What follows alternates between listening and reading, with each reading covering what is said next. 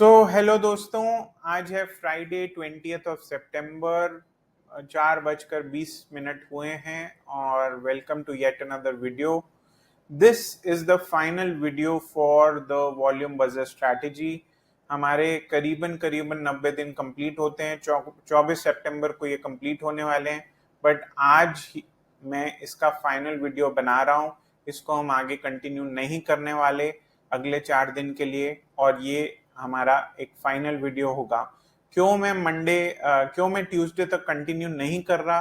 Because we have reach 3.27% and there is no way that we are going to hit 8% now in the next 2 days, next 2 sessions actually. तो ये मैंने आज सारे stocks इसमें book कर लिया। जो भी प्रॉफिट एंड लॉस था उसका ये टैली है। ये लिंक मैं डिस्क्रिप्शन में डाल दूंगा इस शीट का। ऑलरेडी आप बहुत ऐसे व्यूअर्स हैं मेरे जिनके पास ऑलरेडी ये लिंक है और वो ट्रैक करते रहते हैं। तो हमारा गोल क्या था कि हम करीबन 32% रिटर्न पर एनम निकालें नेट। तो 90 डेज में लगभग हम 8% एम कर रहे थे, बट हम 3.27% पे सिमट कर रह गए।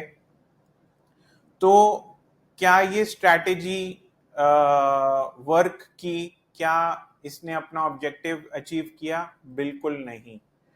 क्या मैंने गलतियां की? बिल्कुल की, और उनसे सीखना भी चाहिए। अगर आप ये पोर्टफोलियो देखेंगे तो ये सब स्टॉक्स जो हैं हमने इनमें काम किया था। और एक जो चीज मुझे लर्निंग दिखती है अपने लिए वो ये है कि मैंने बहुत जल्दी इसको चर्न किया, बहुत ही एक्टिवली चर्न कर रहा था। अगर मैं वीकली चर्न करता तो बेहतर होता। तो मैंने वो जो डेली चर्न किया उसको इनिशियली मैंने उसको डेली चर्न किया। तो उससे क्या हुआ कि जो स्टॉक्स भाग रहे थे उनका पूरा प्रॉफिट मैंने नहीं खाया। और वो प्रॉफिट इसीलिए नहीं खाया क्योंकि मैं जल्दी प्रॉफिट बुक करता गया, जबकि प्रॉफिट को रन करने देना चाहिए और लॉसेस को बुक करना चाहिए। तो अगर कोई स्टॉप लॉस हिट होता तो मैं उन लॉसेस को बुक करता, बट वो मैंने नहीं किया। तो ये पहली गलती थी जो मैंने की। दूसरा कि वो जो एक्टिव चर्न है उसको मैं रोकता, कम चर्न करता, उसको हफ्ते दर हफ्ते करता। दूसरा ये है कि मैंने बहुत सारे स्टॉक्स में एट अ टाइम मैं करीबन एक टाइम ऐसा था जब मैं 8 से 10 स्टॉक मेरे एक्टिव थे जो कि रन कर रहे थे। उससे क्या होता है कि आपकी क्वांटिटी पर स्टॉक कम हो जाती है, और अगर हम क्वांटिटी ज्यादा ले सकते हैं, वो तभी ज्यादा ले सकते हैं अगर हमारा रिस्क अलाउ करता है।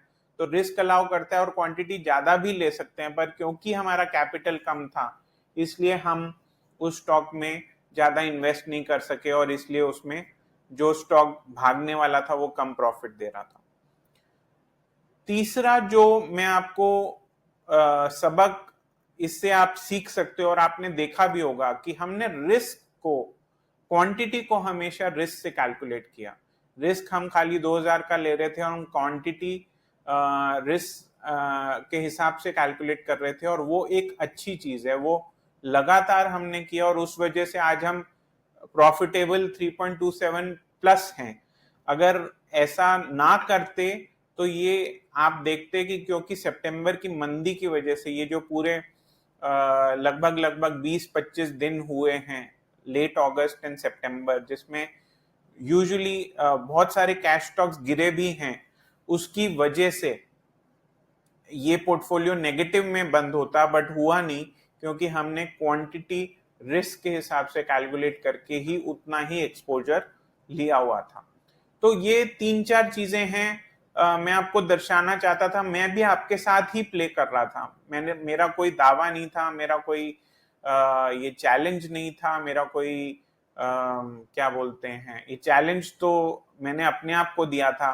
मैंने कोई क्लेम नहीं किया था कि ये काम करेगी ही। मैंने पहले के वीडियोस आप देखेंगे तो मैंने हमेशा ये बोला है कि I am playing along, you don't have to buy or sell, you just have to observe and I am sure कि आपने बहुत सारे लोगों ने ये 90 दिन तक ऑब्जर्व किया होगा। गलती से अगर आपने कोई स्टॉक ले लिया है तो प्लीज उसको निकाल दीजिए, क्योंकि मैंने तो स्ट्रैटेजी बंद कर दी है, मैं उसको मॉनिटर नहीं करूंगा। और आप भी निकाल दीजिए, अगर आज नहीं निकाला तो मंडे को निकाल दीजिए या ट्यूसडे को निकाल दीजिए, उसके बाद बंद कर दीजिए। गलती से अगर आपने ऐसा किया है तो आप ऑब्जर्व कर रहे थे तो आप मुझे कमेंट्स में लिख के भी बताइए कि ऐसी कौन सी गलतियां हैं या कौन सी अच्छी चीजें हैं जो आपने ऑब्जर्व की और आपने सीखा, और ऐसी कौन सी गलतियां जो मैंने की आप ऑब्जर्व कर रहे थे और आपने मुझे टोका या नहीं टोका, वो सब लिख के बताइए। और ये यहीं बंद करते हैं। अगर कोई नया चैलेंज लेके मैं आऊंगा तो मैं जरूर आपको अपडेट करूंगा इस चैनल के माध्यम से, और नई गेम्स खेलेंगे ताकि हम दोनों एक दूसरे को देख सकें कि हम ये जो नई गेम है वो काम करती है कि नहीं। ये एक तरह से फॉरवर्ड टेस्टिंग है। बहुत सारे लोग बैक टेस्टिंग करते हैं, और बैक टेस्टिंग में आपका जो ego, greed, fear, hope, regret, ये सब चीजें नहीं दिखती हैं। बैक टेस्टिंग पे पेपर पे सब कुछ अच्छा लगता है, पर मैं फॉरवर्ड टेस्टिंग करने को तैयार हूं, क्योंकि I have nothing to lose. आपके सामने बेयर करता हूं मैं अपने आप को कि भाई ये जो भी हो रहा है, जो मैं गलतियां कर रहा हूं आपके साथ कर रहा हूं, और आप भी देख सकते हैं, ताकि आप इन गलतियों से, मेरी गलतियों से आप सीख सकें, ताकि आप वो गलतियां ना करें। तो मेन ये था इस स्ट्रैटेजी के बारे में।